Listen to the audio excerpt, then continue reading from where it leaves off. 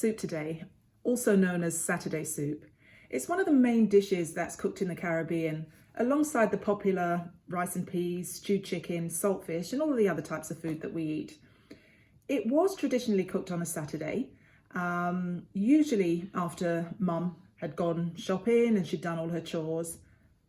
She'd probably put the peas in the pressure cooker, and that was the start of the Saturday soup. I'm not using peas today in mine. I'm just going to use the ground provisions, meat and vegetables. I'm using shoulder of lamb today. It's not a slow cooking piece of meat, but it's going to taste just as good. I'm going to cut this again. You don't have to cut it small, but I'm going to cut this into 4 pieces. So I'm going to brown the meat in some sugar. So I'm adding some sugar to the pan, which I'm going to wait for it to melt before I add the meat to it. It's kind of typical in the Caribbean that we brown our meat in sugar. It adds a really nice, not only the brown colour, but it also adds a nice sweet flavour to the meat as well. I'm also adding a drop of oil to this sugar as well so that it doesn't burn. I'm now going to add all of the meat to the pan. I'm going to do it slowly so that it doesn't spit. And just let it brown for a few minutes on either side. So I'm now turning the meat over. As you can see, it's browned really nicely. So I'm just going to leave it a couple of minutes on the other side to finish off. Okay, so I'm now slicing an onion, which I'm now going to add to the browning meat. Like similarly to Asian and African cooking, we use a lot of garlic and onions in virtually everything. Saturday soup is not Saturday soup without onions. So just finish slicing this off. Chop some garlic. And you can do it quite roughly as well. It really doesn't matter. So I've got 1 onion here and about 4 cloves of garlic, which I'm going to add to the pot now.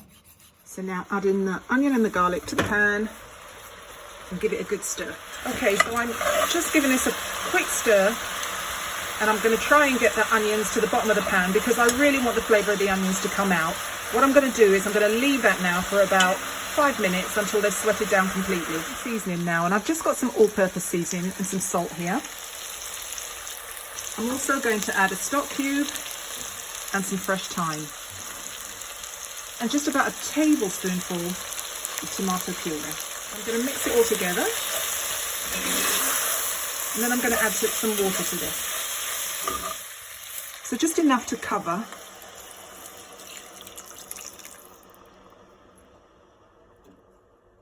And now I'm going to leave that to cook until the meat is softened. I'm adding a whole Scotch bonnet to this. I haven't cut it because I don't want the heat, I just want the flavour. So I'm now going to leave this to cook and simmer for about half an hour until the meat is nice and tender. So I'm now going to put the lid on. And what I should have said earlier was typically in Caribbean cooking, Dutch pots are used. They are cast iron pots with really tight fitting lids that are good for slow cooking. I don't actually have a Dutch pot, and this is my version here. While the meat is cooking, I'm going to prepare the rest of the ingredients, and first I'm going to make some dumplings. West Indian dumplings are 3 simple ingredients, which is flour, salt and water. I, just because I can, have added a teaspoonful of herbs to this mix here. And I also like to add some self-raising flour to my dumplings as well, so that they're not as dense. So what I'm going to do is just pour some water in, and I'm going to mix it to form a dough.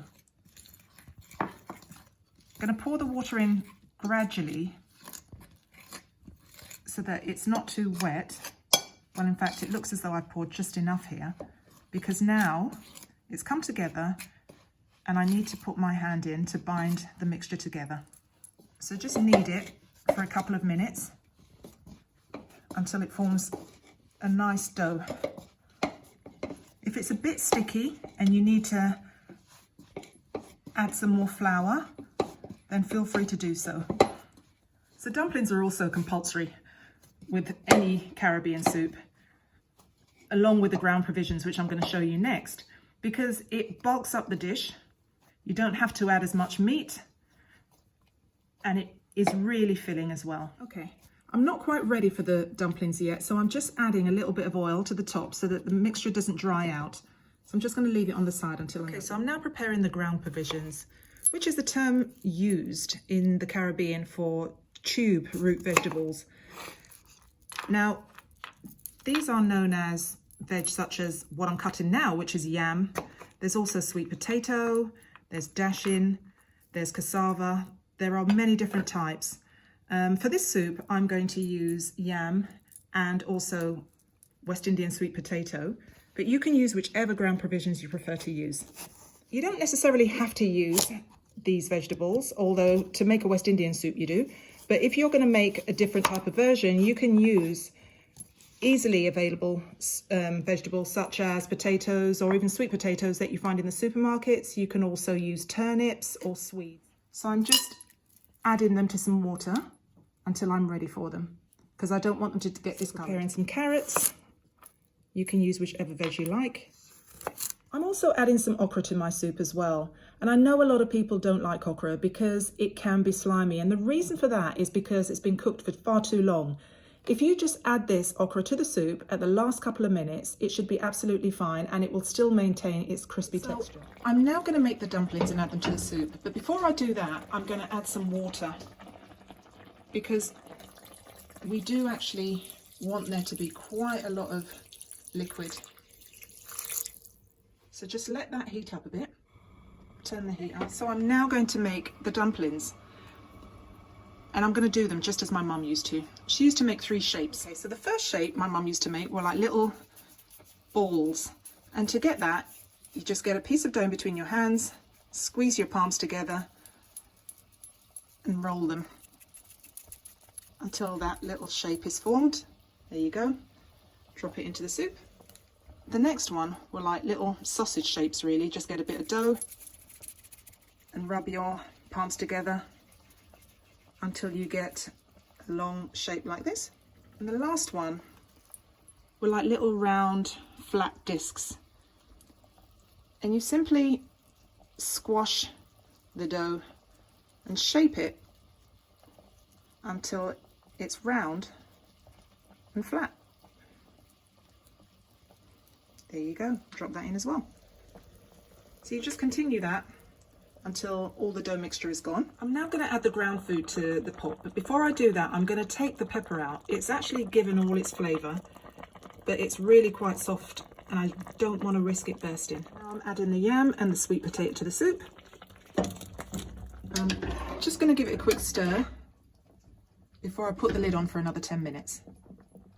So I've added the carrots, and because I don't want them to go really soft, I'm only going to cook this for about another 5 to 10 minutes before I add the okra. The last couple of minutes, I'm now going to add the okra. And this is an optional extra. I'm adding some chicken noodle soup. Not the whole packet, maybe about 1/3 of the packet. This just provides some extra flavour and it only takes a couple of minutes, so add it right at the very end. Give it a final stir and let it cook for 2 more minutes. Okay, so our soup is ready to dish up now. And as you can see, it looks really, really hearty. This isn't actually my mum's recipe, but it is a variation of it. And something that I learnt to cook when I was really quite young. It's packed full of flavour, and it was definitely something that I really, really look forward to eating after the house smelling of it for hours on a Saturday afternoon. Here is my version of Saturday soup. This soup has so much flavour and I probably don't cook it as much as I should. It was one of our absolute favourites when we were growing up as kids, and we'd really love to know what yours were. Why don't you leave us a comment?